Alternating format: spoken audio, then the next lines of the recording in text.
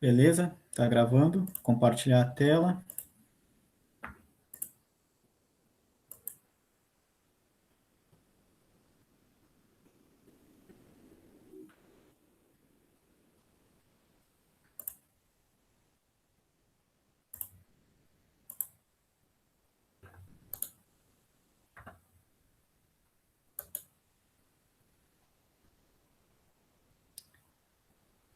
Deixa eu só colocar o marcador ponteiro aqui. Laser. Tá. Então, boa tarde a todos. Então, dando continuidade à nossa disciplina, hoje a gente vai ver a questão da análise de covariância aplicada a redes geodésicas. Se vocês tiverem dúvidas, né, vocês podem me interromper, tá? Sem problema algum, né? Eu respondo a dúvida ali na hora.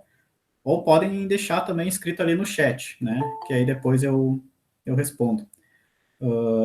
No caso, no chat eu não consigo ter acesso, né? Quando eu estou com a tela compartilhada. Deixa eu autorizar o marco aqui. Beleza.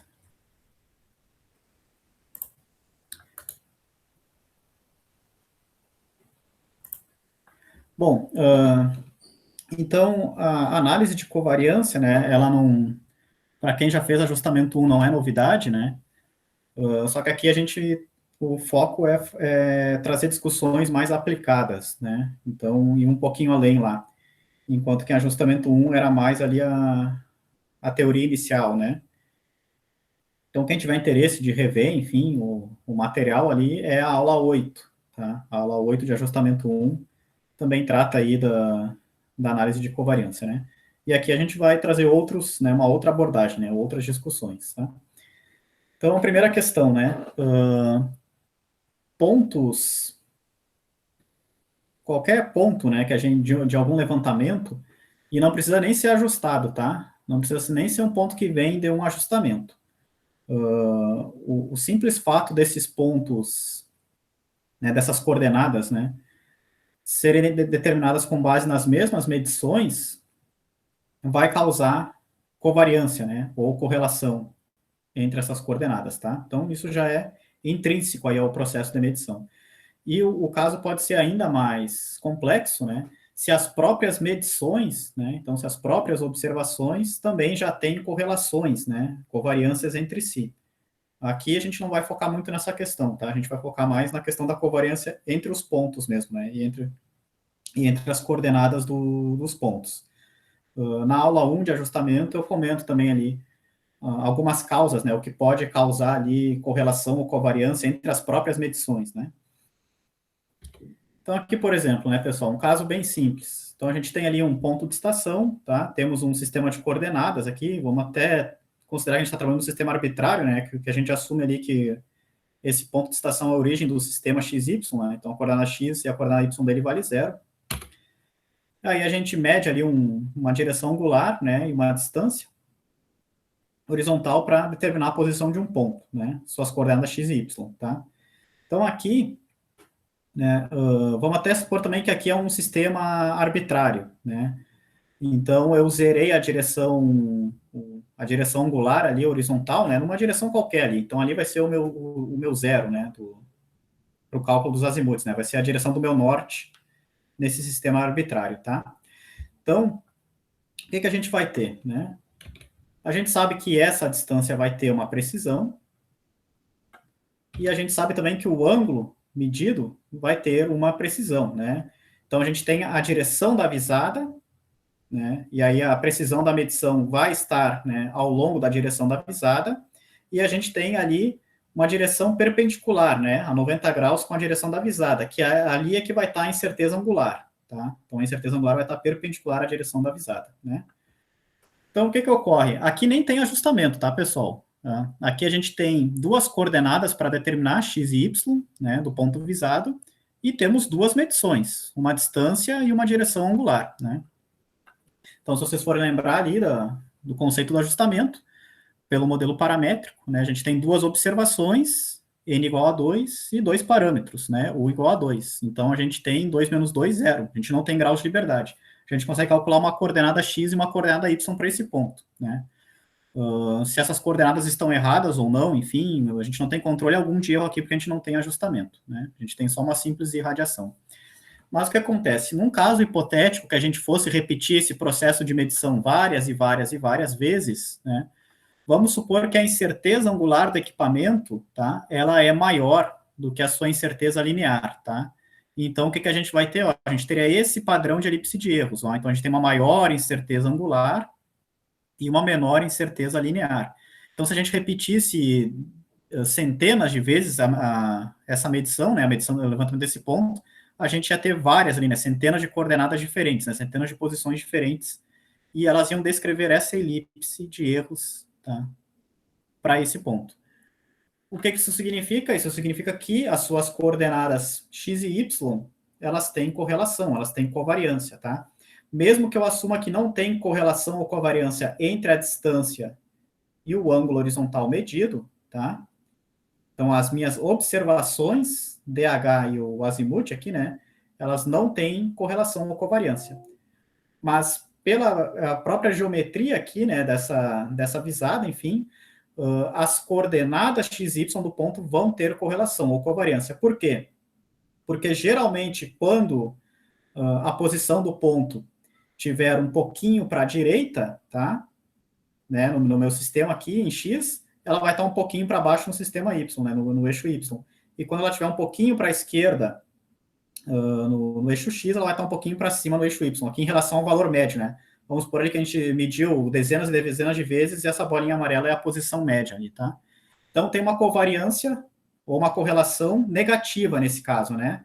Quando a gente erra para mais em x, a gente tende a errar para menos em y. Quando a gente erra para menos em x, a gente tende a errar para mais em y. Então, aqui a gente tem um exemplo, né, de uma elipse de erros que resulta aí numa correlação, numa covariância negativa para as coordenadas x e y do ponto visado, né? E esse ponto nem sequer veio de ajustamento, né? Que é um exemplo, tá? Bom, aí num caso geral, né, como é que a gente determina, né, essas regiões, né, essas elipses de erro, no caso 2D, ou no caso 3D, os elipsoides de erros, né, que a gente está num levantamento tridimensional aqui, plano altimétrico, por exemplo, né? Então, vai vindo os chamados autovalores e autovetores, né, da matriz de covariância do ponto. Então, aqui está um caso geral, né? Então, para um ponto 3D, a gente teria as variâncias em x, y, z na diagonal principal aqui, né, da matriz. E aqui a gente teria as covariâncias entre essas coordenadas, né, x e y, x e z, y, z. Lembrando que elas são simétricas, né? Então a covariância de x com y é igual à covariância de y com x. A covariância de x com z é igual à covariância de z com x, né? A covariância de y com z é igual à covariância de z com y. É uma matriz simétrica, né? Enfim. Essa matriz ela vem do ajustamento, tá, pessoal? Ou da propagação de erros, né? Enfim, que sem ajustamento, né? Então, aqui não é problema, né? A gente não calcula essa matriz na mão, né? A gente faz um cálculo matricial lá que em uma linha de comando o software resolve para nós, né? O importante é que ela vai ter essa estrutura, ela vai nos trazer essas informações, né? Ao longo da diagonal principal, as variâncias e fora dela, as covariâncias dessas coordenadas, tá? Em função aí da geometria do levantamento, do equipamento utilizado, etc. Bom, aí aqui mais rapidamente, né, tem detalhes lá na aula 8 da disciplina, né, como é que a gente resolve isso, né? Então, se a gente multiplicasse a matriz de covariância do ponto por um autovetor, né, isso seria igual a um alto valor multiplicado por esse mesmo autovetor, né? Essa igualdade teria que ser satisfeita. Os autovalores, né, a gente encontraria fazendo o determinante dessa matriz igual a zero, né? Então, a matriz de covariância do ponto menos um alto valor vezes a matriz identidade, né? Nesse caso, 3 por 3 tem que ser zero, tá? Então, o determinante, né, dessa matriz resultante. 3 autovalores vão me dar, né? Vão obedecer essa condição, tá? Aí a gente pode dizer que um vai ser o alto valor máximo, o outro o intermediário, né, o médio, e o outro o mínimo. Se a gente tirar a raiz quadrada de cada um desses valores, ó, a gente vai ter os 3 eixos do nosso elipsoide, tá? Né, o raiz do alto valor máximo me dá o semi-eixo maior, a raiz do intermediário me dá o semi-eixo intermediário, né, e a raiz do alto valor mínimo me dá o semi-eixo menor, tá, desse elipsoide. Então, com isso, a gente já consegue definir a forma do elipsoide, né? só que a gente ainda não conseguiu resolver a sua orientação, tá? O elipsoide, obviamente, ele é centrado na posição calculada, né? Nas coordenadas calculadas do ponto, x, y, z, né? Então, a gente já tem a posição dele, né? A origem, e já temos agora a sua forma, né? O quão achatado ele é em cada eixo, tá? Mas falta ainda a orientação dele, né? Como é que ele está orientado em relação ao meu sistema de coordenadas no espaço, tá? Aí, isso vem pelos autovetores, né? Então, encontrando os autovalores, tá? Jogando aqui, né, eu vou encontrar os correspondentes autovetores, né? Então, cada autovalor vai ter um autovetor associado. O autovetor vai me dar justamente isso, ó, vai me dar a direção de cada autovalor no espaço, né? Ou a direção de cada semi-eixo do elipsóide no espaço, né? Então, vou ter um autovalor para o semi-eixo maior, um para o semi-eixo intermediário e outro para o semi-eixo menor C, né? E, obviamente, né, pessoal, essas direções são sempre perpendiculares, tá? Então, assim como nossos três eixos originais, né, x, y, z são ortogonais, né, perpendiculares entre si, os três eixos aqui também, né, as três direções aqui, né, do elipsóide, né, do semi-eixo maior, menor e intermediário, elas também são perpendiculares entre si. Se a gente fizer o produto interno aqui entre eles, vai dar sempre zero. Então, beleza, com isso a gente consegue resolver, calcular ali, né, o elipsóide ou a elipse de erros daquele ponto, tá? Em função ali da matriz de covariância das suas coordenadas. Bom, aí a gente pode começar algumas indagações, né? Então, por exemplo, no caso do GNSS, né, os softwares de processamento, quando eles vão lá processar o vetor tridimensional, a linha base, né, no relatório, eles apresentam as variâncias e as covariâncias no sistema cartesiano geocêntrico, né, no x, y, z lá. Só que se a gente converter para um sistema local, né, ou, por exemplo, numa projeção TM, né, onde a gente vai ter ali o eixo oeste, o eixo norte e a altitude elipsoidal, tá, o software propaga, ele vai fazer a conversão, né, dessas variâncias de x, y, z para este, norte e altitude, mas as covariâncias são perdidas no processo aí, né? E, infelizmente, ele não fornece também as covariâncias transformadas para esse novo sistema de referência, né? Então, com isso, a gente perde informação, infelizmente, né? E geralmente a gente vai trabalhar nesse sistema, né? A gente vai trabalhar ali num sistema local, enfim, a gente tem uma coordenada este, uma coordenada norte e uma coordenada altimétrica, né? Dificilmente a gente vai trabalhar no sistema cartesiano geocêntrico, na prática, né? Embora o cálculo inicial ali, enfim, do posicionamento seja nesse sistema. Então, com isso, a gente já está perdendo informação, né?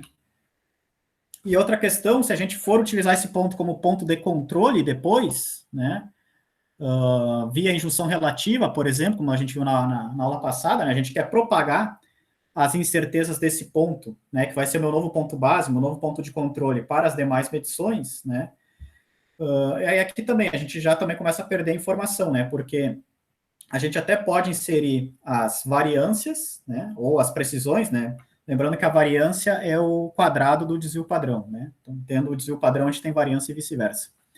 Então, a gente pode até propagar ali as variâncias dos pontos de controle, mas os softwares, em geral, não nos permitem inserir também as covariâncias dessas coordenadas, né, então, ó, um ponto de controle é um ponto que já foi ajustado antes, né, então ele vai ter ali, ó, ele vai ter covariâncias, né? Seja no caso 2D aqui, seja no caso 3D aqui, enfim. Mas se a gente quiser fazer uma propagação de erros rigorosa depois, num software, né?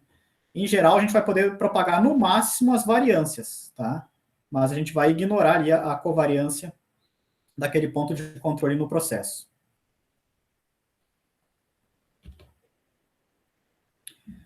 Bom, aí uma outra questão, né, é a seguinte, tendo a matriz de covariância, a gente consegue calcular a elipse ou o elipsoide de erros padrão do ponto, tá? Agora aqui entra algo interessante também, tá, pessoal? Essa elipse ou esse elipsoide de erros padrão do ponto não tem um nível de probabilidade fixo, tá, associado. Então a gente não sabe, na verdade, né, qual que é ali o nível de confiança, tá, daquela elipse ou daquele elipsoide padrão que veio ali pela matriz de covariância do ponto, tá? Mas a gente consegue determinar, né, um nível de confiança para essa região, tá? Por meio de uma constante C, né? quanto que vale o valor dessa constante C? Aí ela vale essa expressão, tá? Ela vale D, né, a raiz quadrada de D, onde D é a dimensão espacial da rede, né? Então, nivelamento D igual a 1, né? Rede horizontal D igual a 2, né? Rede 3D D igual a 3, enfim. Vezes um valor crítico na distribuição F, tá? Na distribuição estatística F, né? Onde esse valor crítico vai depender do D no numerador, né? N menos U, que é os graus de liberdade do ajustamento, tá? No denominador, e do alfa, né? Que é o complemento ali do nível de confiança que eu quero, né? Então, por exemplo, se eu quero um nível de significância alfa de 5%, o meu nível de confiança é 1 menos alfa, 1 menos 5, 95%, né? E vice-versa. Eu quero um alfa de 1%, então o meu nível de confiança vai ser 1 menos o alfa, né? 99%, tá? Então, tendo um, a gente tem o outro e vice-versa. Então, aqui acontece o seguinte, ó, pessoal. Quanto maior for o nível de confiança que eu quero, né, maior vai ser o valor dessa constante C, né? Por quê? Porque o nível de confiança, ele expressa, né, a probabilidade de, quando eu repetir aquele levantamento N vezes, né, em X% dos casos, né, a coordenada vai calculada, né, vai cair dentro daquela região de confiança, né? Então, por exemplo, se eu trabalho com nível de confiança de 50%, vamos supor que é esse elipsoide em azul na figura, tá? Então, esse elipsoide está me dando uma região aonde 50% das medições vai cair, né? Vão cair. Aí, mas 50% metade cai dentro, metade cai fora, né? Então, 50% para mim é um valor muito baixo. Bom, então tu pode aumentar o teu nível de confiança, né? Então, agora eu vou trabalhar com nível de confiança de 90%. Então, obviamente, a tua constante C vai ser maior, né? Então, tu vai pegar aquele teu elipsoide de erros e vai escalonar ele por uma constante C maior, tá? Vamos supor que essa inverte, né? Agora, se eu repetir esse mesmo levantamento, né, N vezes, aí 90% dos casos, né, a posição calculada vai cair dentro desse elipsoide inverte, tá? E assim por diante, né? E aqui poderia ser, sei lá, 99%, né? Então, 99% dos casos vai cair dentro dessa região desse elipsoide vermelho, tá? Então, aí aqui a gente tem algumas considerações. O caso da rede de nivelamento é simples, né? O caso da rede de nivelamento, então, é como se a gente fosse pensar numa distribuição normal deitada, né? Por que que eu digo isso? Porque daí a gente está trabalhando com altimetria, né? Então, a gente poderia ter, por exemplo, 68%, né? Então, aqui a altitude calculada, daí com 68%, ia cair dentro desse intervalo de confiança aqui na cor vermelha, né? Aí 95%, por exemplo, dentro do intervalo de confiança em azul, 99% dentro desse intervalo de confiança que vai ali até a barra em verde, né? Enfim, então, para redes 1D a gente tem intervalos de confiança, redes 2D a gente tem elipses de confiança e redes 3D nós temos elipsoides de confiança, tá? Bom, aí temos umas questões aqui, pessoal. Primeira delas, né? O valor da minha constante C depende dos graus de liberdade do ajustamento, tá? O que que isso significa na prática, né? Significa que se a gente tem dois ajustamentos diferentes, vamos supor que é o caso da rede de nivelamento, que é o mais simples, tá? A gente só tem uma coordenada por vértice, né, que é a altitude. Dois ajustamentos diferentes. Ambos deram um desvio padrão para altitude de 1 centímetro, tá?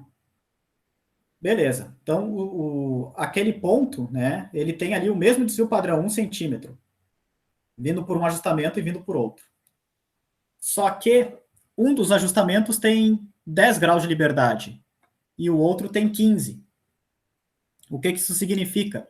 Que embora eles tenham fornecido o mesmo desvio padrão, né, a mesma variância ali para aquele ponto, se a gente fosse calcular a constante C, né, o ajustamento com mais graus de liberdade ia nos fornecer um valor da constante C menor, tá? Ali é o mesmo nível de confiança, né? Então, embora tenha dado o mesmo desvio padrão, como a gente tem mais graus de liberdade em um, né? Na verdade, a gente tem mais confiança naquele, embora aquilo não necessariamente apareça no desvio padrão fornecido. Isso é interessante, né? Então, se a gente agora, qual que é o intervalo de confiança para esse ponto com 90% de probabilidade? a gente vai ver que quanto mais grau de liberdade, menor vai ser esse intervalo de confiança para o ponto, né? Mesmo que os dois partam do mesmo desvio padrão inicial ali. Tá? Então, isso é uma questão interessante, né? E aí, outra questão é que o valor dessa constante também depende da dimensão espacial da rede, né? Então, rede 1D, 2D ou 3D, enfim. Quanto maior for a dimensão da rede, né, maior tende a ser também o valor dessa constante, né? Aí aqui a gente tem um gráfico variando os graus da liberdade, né? E aqui o valor da constante para um nível de confiança fixo em 99%, né? Aí, claro, ó, quanto mais graus de liberdade, menor é o valor da constante, né?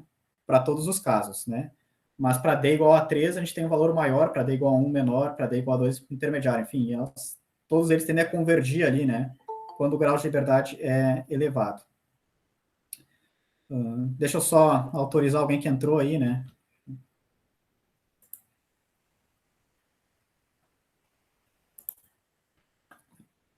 Bom, então daqui a gente também já pode trazer algumas considerações, né? Então, embora a gente utilize a distribuição normal, né? A gente não pode dizer que os nossos pontos ajustados, né? Que aqueles desvios padrões ali que são fornecidos, eles correspondem a um nível de confiança de 68%, tá? Né? A gente não pode assumir isso. Por quê? Porque as regiões de confiança dos parâmetros dependem dos graus de liberdade do ajustamento, né? Então, mesmo que as observações sigam a distribuição normal e os parâmetros também sigam ali uma distribuição normal multivariada, né? Mas essa relação que a gente faz, né, de um desvio padrão corresponder a 68% de probabilidade, né, isso não é válido para o ajustamento, tá? Para o ajustamento de parâmetros, né? Então, ali, cada ajustamento vai ter um nível de confiança, né, diferente, né? Se eu fixar ali a minha probabilidade, se eu fixar ali o valor da minha constante C, né? Ou vice-versa, né? Então, eu vou fixar em 68%, cada ajustamento vai ter um valor da constante C diferente, que vai atender aquela probabilidade, aquele nível de confiança. Né? Então, isso depende, tá? Então, a gente não pode extrapolar essa regra da distribuição normal para padrão para todos os casos, tá? O mesmo para as observações, né? Então, as observações seguem a distribuição normal. Beleza. Mas não necessariamente a mesma coisa, né? Uma observação com desvio padrão ali de 5 milímetros, ela tem 68% de probabilidade de estar dentro daquele intervalo ali de 5 milímetros, né? Nota como a discussão pode ser complexa, né? É o caso do GNSS, por exemplo, né? Então, o GNSS ali, o vetor, que depois a gente trata como observação, né? Mas aquele vetor vai vir de um ajustamento prévio, envolvendo ali os satélites e o receptor, né? Com várias horas de rastreio, enfim. Então, aquele sigma que é fornecido, né, lá no final do processo para aquele vetor, né, a rigor a gente não sabe qual o nível de confiança dele, porque a gente não sabe quais foram os graus de liberdade daquele ajustamento que gerou aquele vetor, por exemplo, né?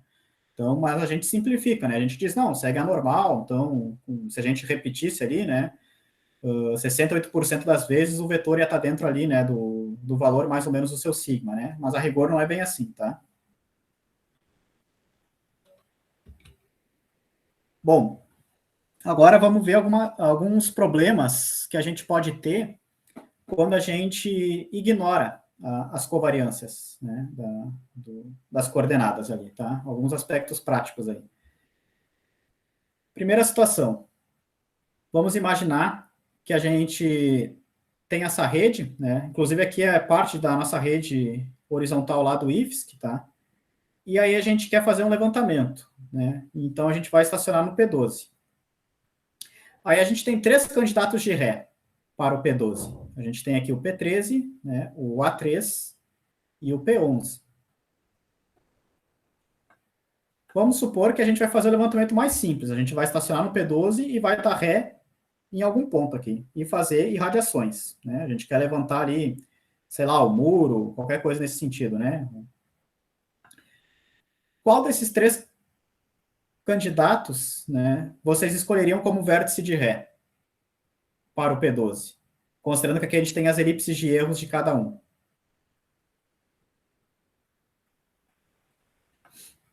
Alguém tem um palpite aí? Eu escolheria o A3. O A3 ou o P13? Tá diminuindo, eu falei. Pela elipse. O A3, Rovani? Eu sugeriria o A3, Tá. porque me parece que na direção angular dela tem uma dimensão menor, né? Exato, isso. Mais alguém falou aí, eu não reconheci a voz. É o Iliel. Tá, e tu, Eliel?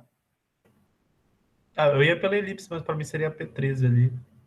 P13, porque a elipse é menor? É. Tá, então, olha só que interessante. O Rovani deu um palpite interessante, né? O A3 por quê?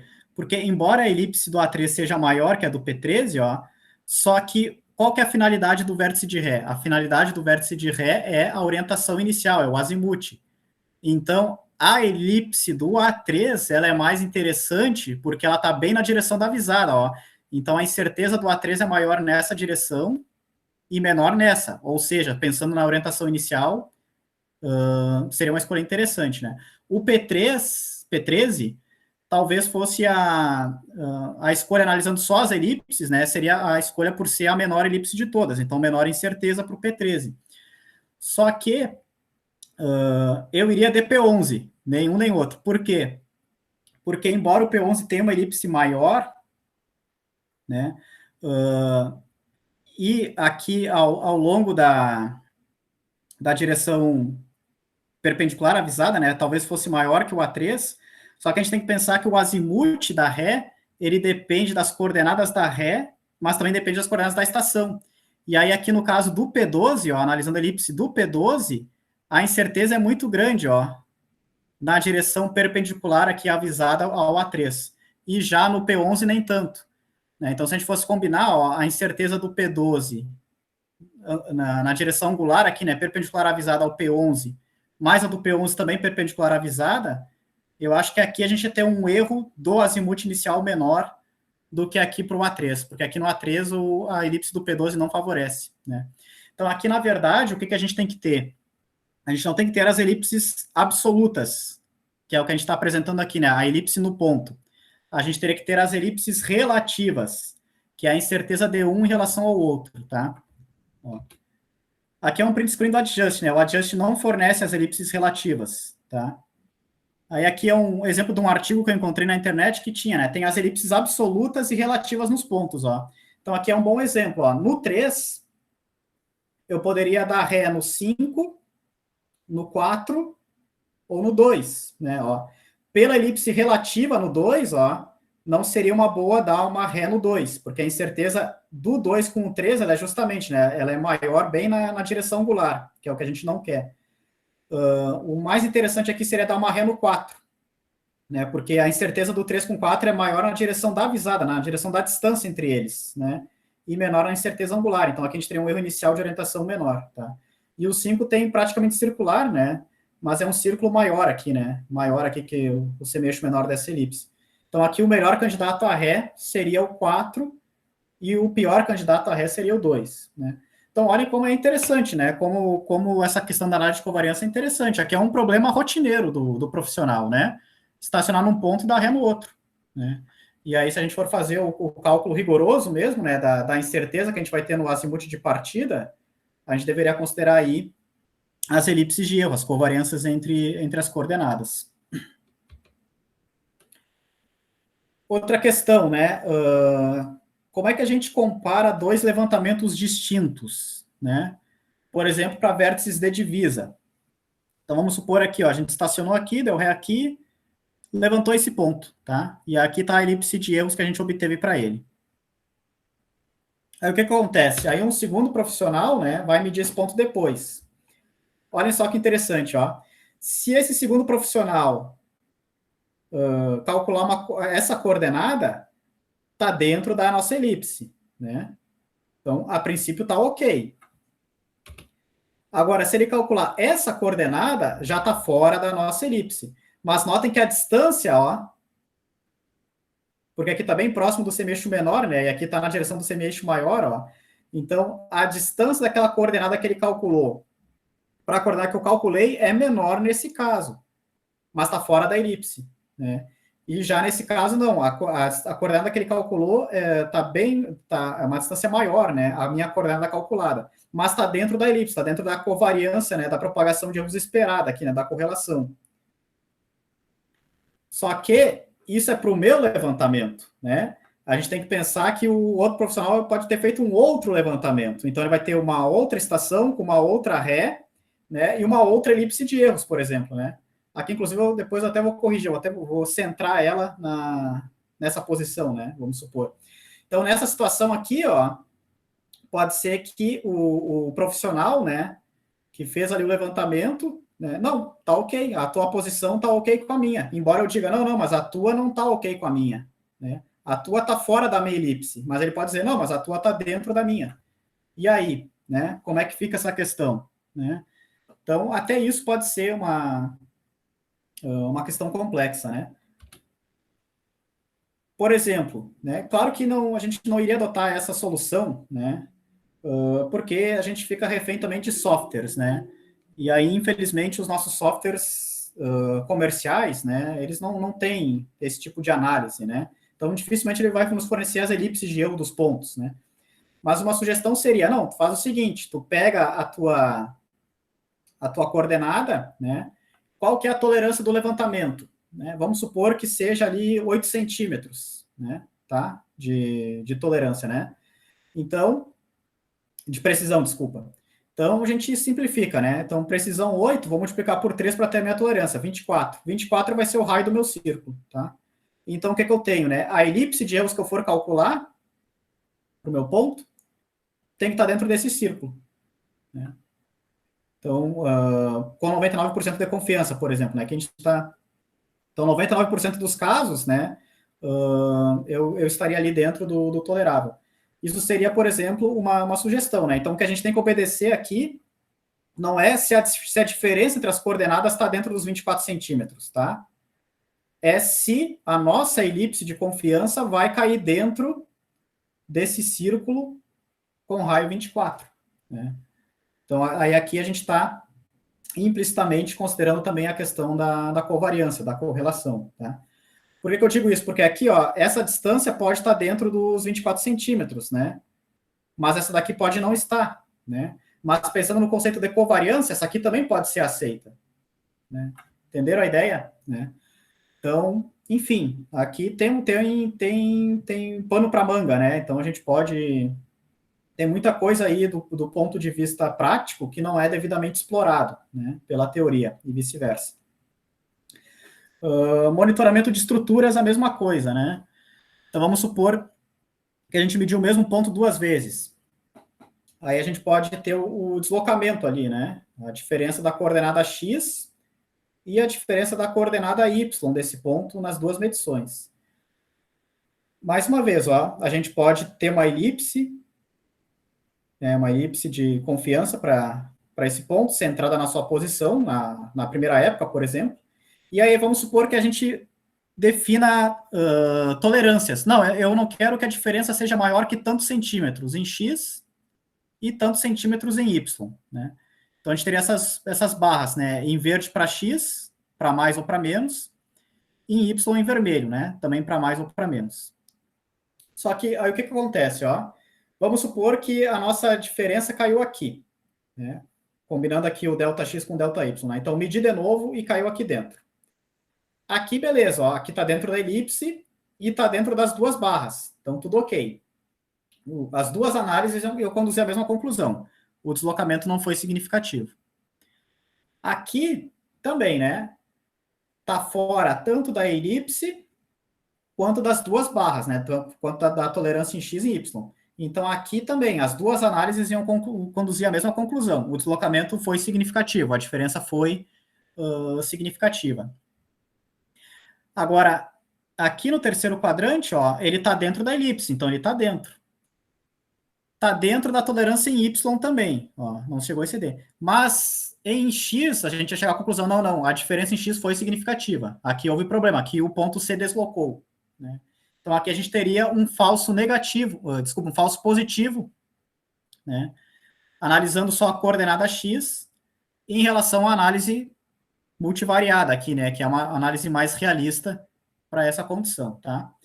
E aqui nessa situação, ele estaria fora, né, da elipse, tá? Mas estaria dentro das tolerâncias, né?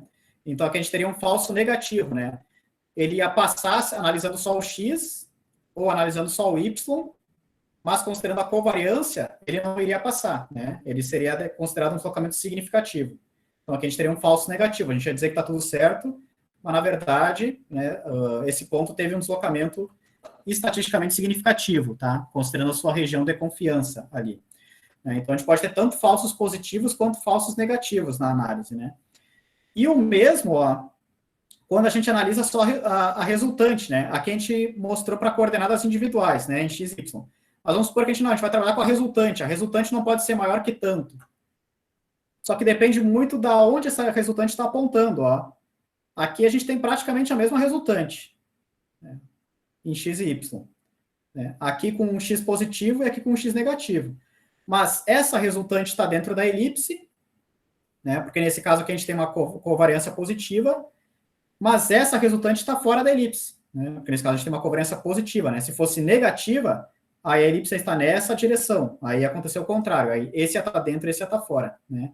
Então, quando a gente analisa só a resultante, 2D, 3D, enfim, a gente está ignorando o sinal, né? A gente está ignorando a direção, a gente está ignorando a covariância, né? Ou a correlação. E aí também, né? Aqui, mesma resultante, mas diferentes conclusões, né? Se a gente for considerar o teste multivariado, né? Levando em conta aí a covariância.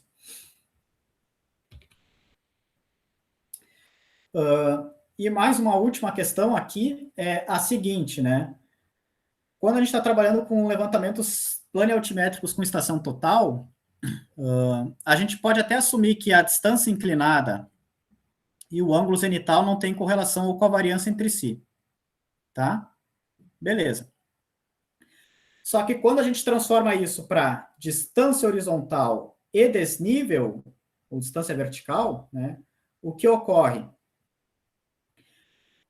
A distância horizontal vale a distância inclinada vezes o seno do ângulo zenital. E a distância vertical vale a distância inclinada vezes o cosseno do ângulo zenital. Ou seja, as duas são determinadas com base nas mesmas medições, distância inclinada e ângulo zenital.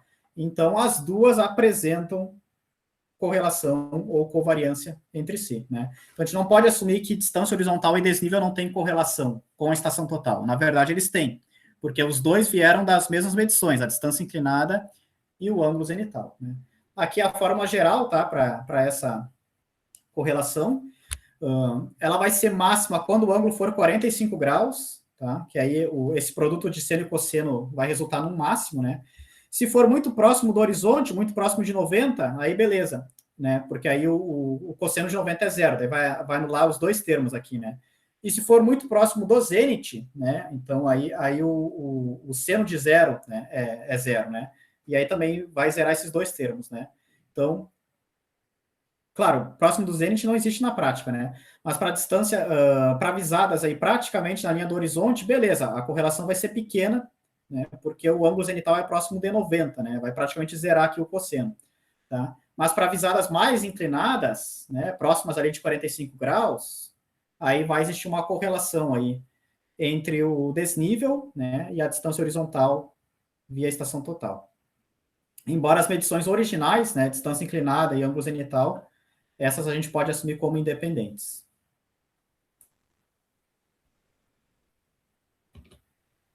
Bom, aí agora um exemplo, tá, de aplicação desses conceitos, né, no monitoramento de estruturas, tá? Então aqui, vou apresentar aqui a ideia, né, bem resumidamente, né, mais uma dissertação de mestrado que da Ana Bandeira, né, que a gente concluiu esse ano, tá? Onde ela utilizou aí essa análise de covariância, né, para o monitoramento de estruturas com estação total, tá? Uma figura ilustrativa aqui como exemplo, né?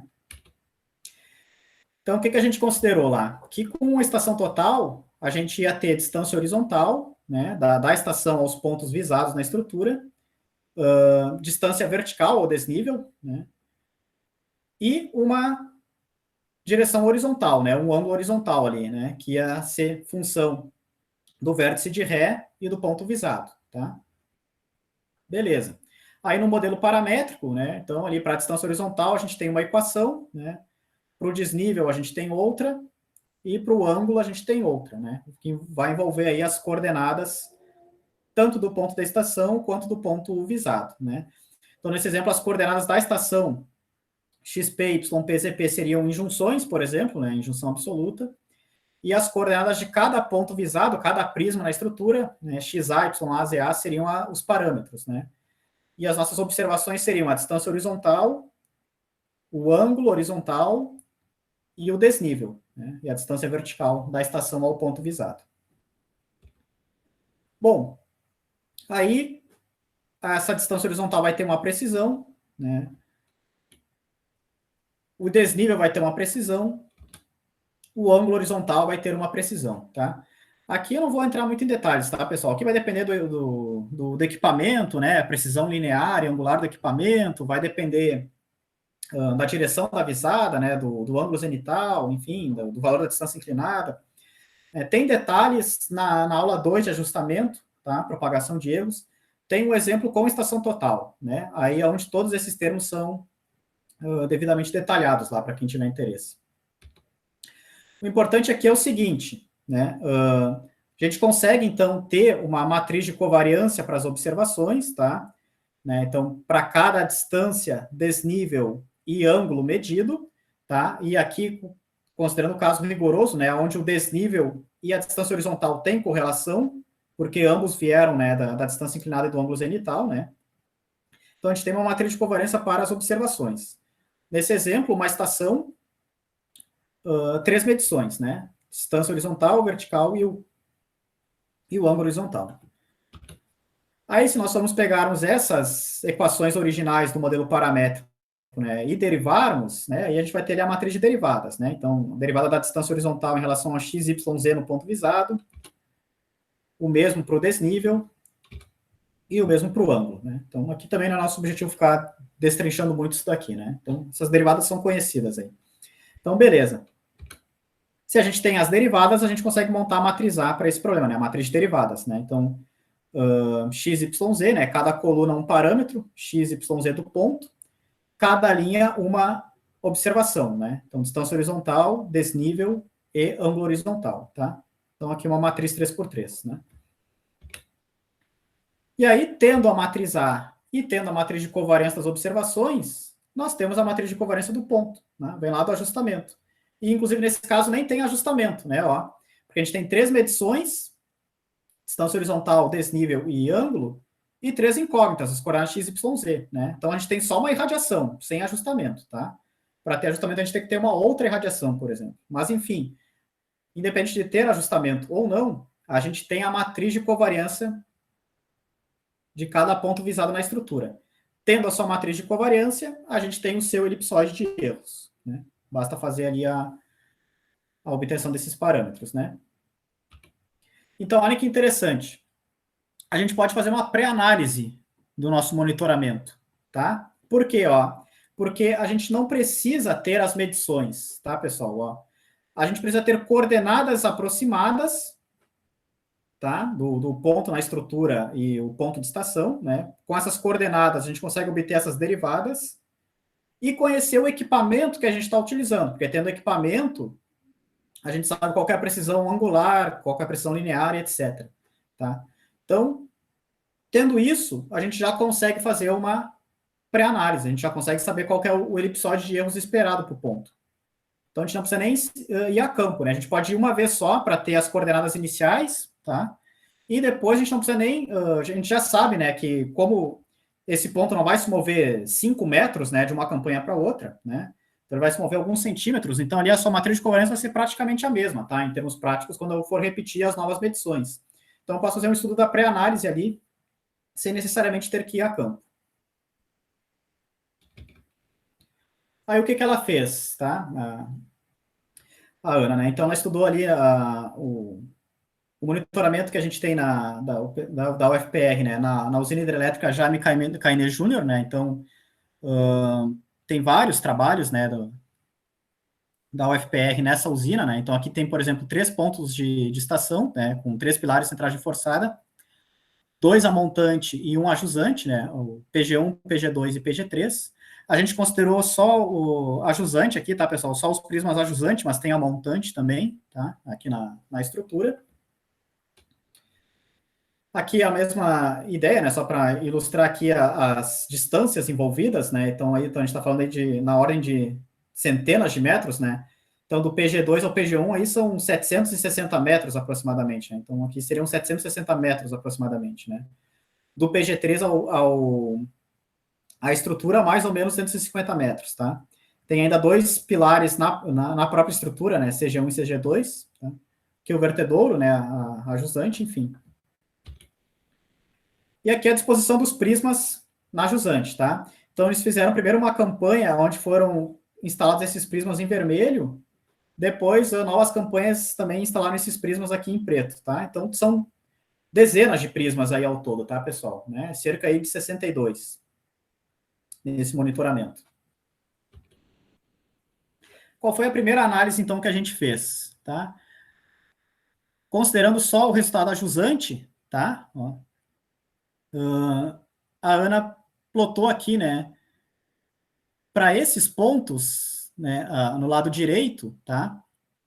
O erro no eixo Y é maior do que por os pontos no lado esquerdo, tá? E vice-versa, né? Já para o lado esquerdo, o erro, né, o elipsoide ali, né, fica maior, né, nas direções do eixo X e Z em relação ao eixo Y, tá?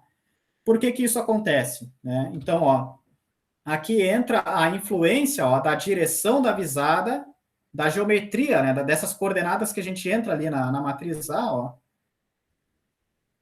nas covariâncias dos pontos, né, ó. Então, por exemplo, por que o eixo Y foi o pior, né, para os pontos no lado direito? Porque os pontos no lado direito, ó, da estrutura, eles estão mais afastados do PG3, né? Então, a gente tem uma visada, ó, mais oblíqua em relação ao eixo Y, que é perpendicular à estrutura, tá? Então, esses pontos acabam tendo pior precisão do que esses. Por quê? Porque esses aqui, ó, a direção da visada já é mais próxima da direção do eixo Y, tá? Isso quem define? Quem define é o equipamento, né? Então, nesse caso, essa combinação de precisão linear com precisão angular, né, favorece mais essas visadas mais frontais, né, e menos essas visadas mais oblíquas, tá? Aí ocorre o contrário no eixo Z, desculpa, no eixo X. No eixo X é o contrário, ó.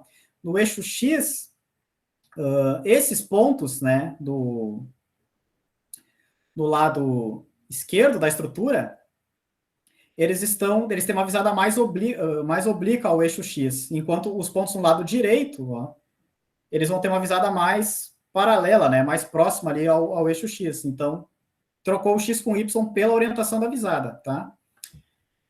E no eixo Z, né, por que os pontos aqui do lado esquerdo, né, mais próximos do PG3, tem um erro maior no eixo Z? Porque aqui a visada tem um menor ângulo zenital, né? É uma visada mais inclinada, né? Porque eles estão mais próximos, né? Aí os pontos pro outro lado da estrutura, eles estão mais afastados, a visada não é tão inclinada assim, né? Então tem um maior ângulo zenital. Então, com isso, né, a gente tem uma maior incerteza vertical, né, nesses pontos que estão situados nesse lado da estrutura. Então, notem que interessante, né? Os pontos mais próximos do PG3, né, na verdade, eles têm maior fonte de erro, né, nos eixos X e Z. Né, e os pontos mais afastados, eles têm uma menor incerteza, né, no eixo X e no eixo Z. Só tem uma maior incerteza no eixo Y. Né, então, notem que essa geometria, ela é complexa, né, não é simplesmente quanto mais perto, melhor. Né? Depende da orientação dos eixos ali também, e da direção da visada. Né? Aí, um outro estudo que a gente fez. Né? Na montante, tem dois pilares, o PG1 e o PG2. A jusante só tem o PG3. Então, o que a gente simulou? Será que seria interessante colocar mais um pilar aqui, né, que no caso é o ponto A1, Obviamente, né, pessoal, se a gente bota mais um pilar, a gente espera melhores resultados. Por quê? Porque a gente vai ter mais medições, né? Então, para ser uma comparação justa, o que a gente considerou? A gente considerou uma simples irradiação no PG3 com 8 séries de leituras PDPI, direta e inversa, resultando em 16 medições ao todo, né? Contra uma dupla irradiação, ou seja, a estação no PG3, mas também a estação no A1, só que agora, nesse caso, com 4 séries de leituras em cada uma, ou seja, 8 medições, né? Direta e inversa cada uma. De tal forma que, vamos assim dizer, né? O número de medições em campo é o mesmo. Né? A gente faz o dobro de medições na simples irradiação, ou divide, né, essa quantidade total de medições em duas estações, no PG13 e no A1, fazendo uma dupla irradiação. Entenderam a ideia?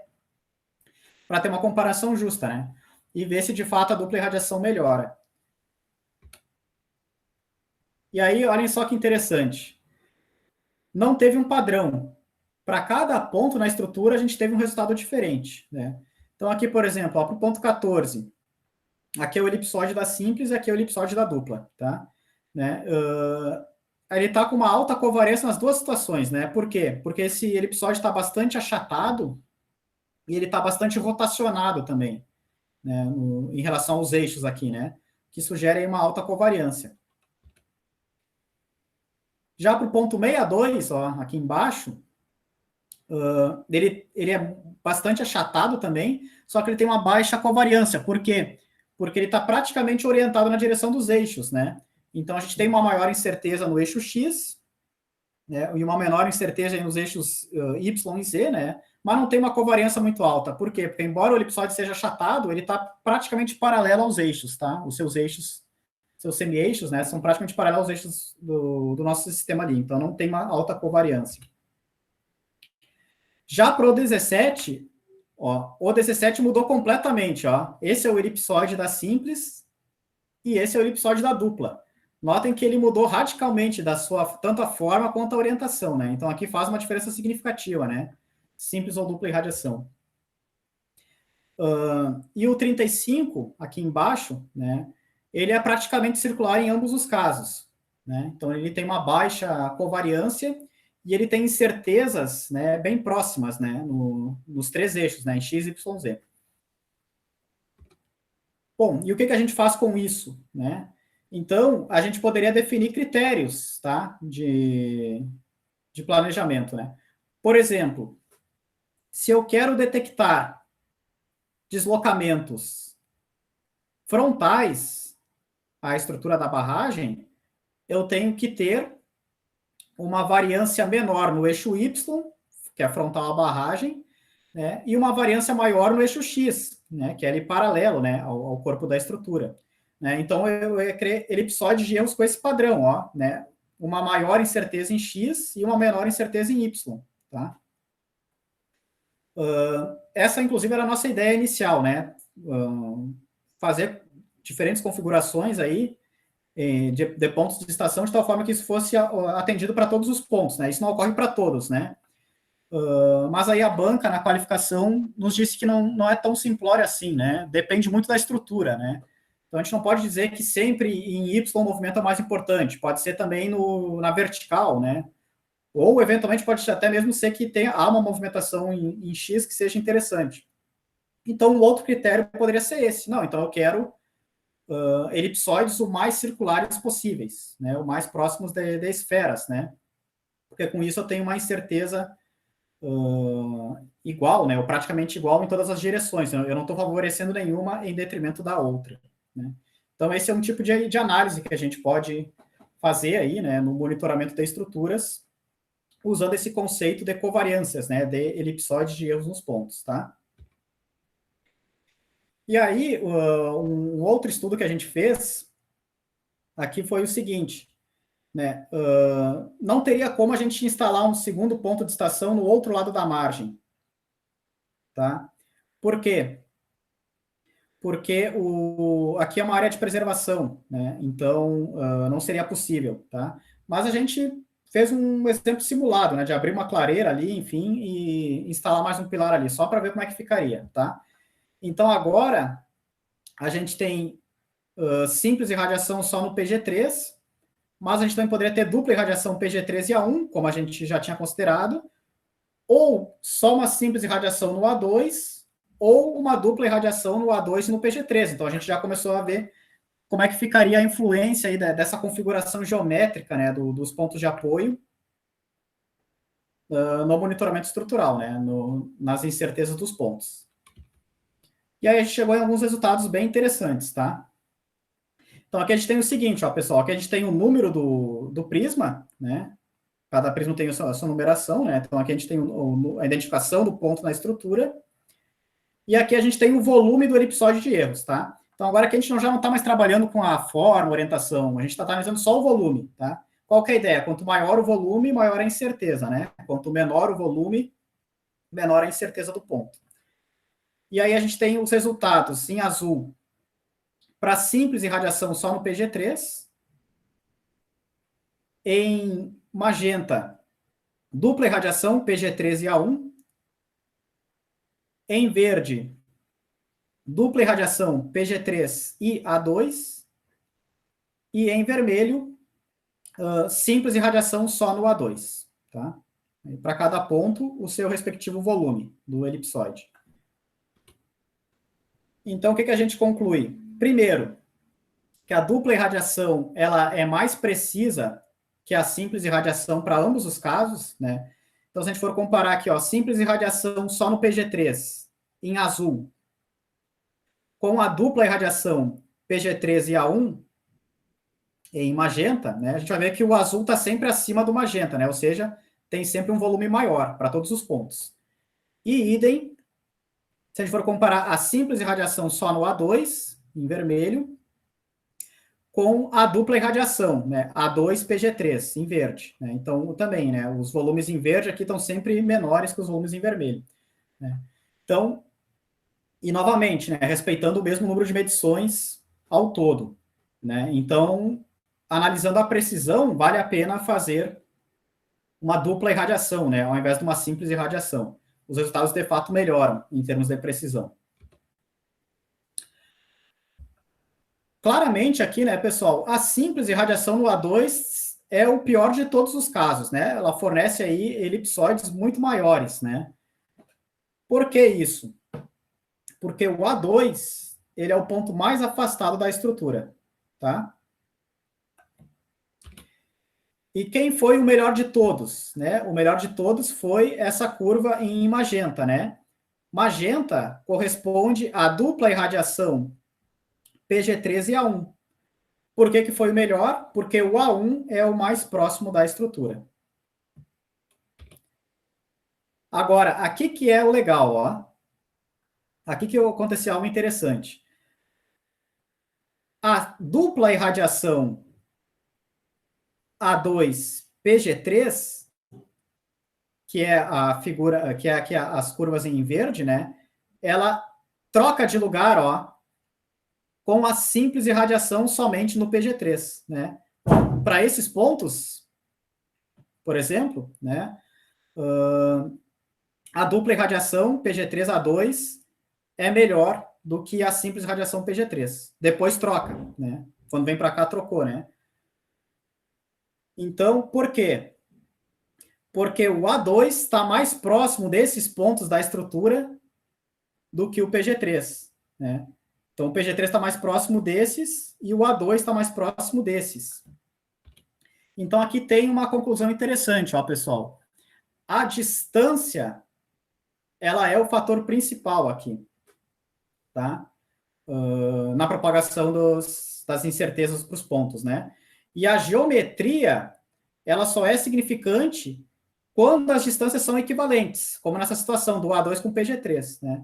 Então, ó, o melhor caso de todos foi PG3 e A1, dupla irradiação, porque o A1 é o mais próximo, né? A gente não chegou a testar simples radiação só no A1, né? Mas talvez ela fosse a melhor de todas, porque o A1 é o mais próximo, né? Então, se a gente fosse analisar só a geometria, né? Essa geometria, ó, vindo do A2 e vindo do PG3, em tese, ela é melhor do que essa geometria vindo do PG3 e vindo do A1, né? mas não é isso que ocorre se a gente for analisar os volumes dos elipsoides, né? Então, porque aqui a distância é o fator principal, né? O A2 ele acaba ficando mais longe da estrutura, né, do que o A1. Então, embora tenha uma melhor geometria em tese, né, na prática os elipsoides ficam piores, né, ficam maiores, né, mesmo, então valeria, se a gente pudesse escolher um ponto de estação para colocar aqui, seria no A1 mesmo, seria no mesmo lado da margem do que a gente já tem, né, não valeria a pena ir para o outro lado da margem, tá? Então, são análises interessantes aí, né, que a gente pode fazer, e não são tão óbvias assim num primeiro momento, né, mas que a análise de covariância nos fornece. E uma outra questão é a seguinte, né? A gente pode aumentar o número de leituras quantas vezes a gente quiser, né? Só que se a gente só tiver um ponto de estação, o que a gente vai fazer? A gente vai só cada vez mais reduzindo o volume do elipsoide. Quanto mais medições, mais preciso, menor fica o elipsoide, tá? Mas a gente não vai alterar nem a forma nem a orientação dele, tá? A gente só altera a forma e a orientação do elipsoide mexendo na geometria, tá? Então, mais medições no mesmo ponto de estação vai resultar em elipsoides cada vez menores, mas sempre com a mesma forma e a mesma orientação. Para a gente mudar a orientação e a forma, né, do elipsoide, a gente tem que mudar a geometria do levantamento ali, tá? Mudar o ponto de estação. Bom, de forma resumida, essa primeira parte é isso. Dúvidas, pessoal? Considerações?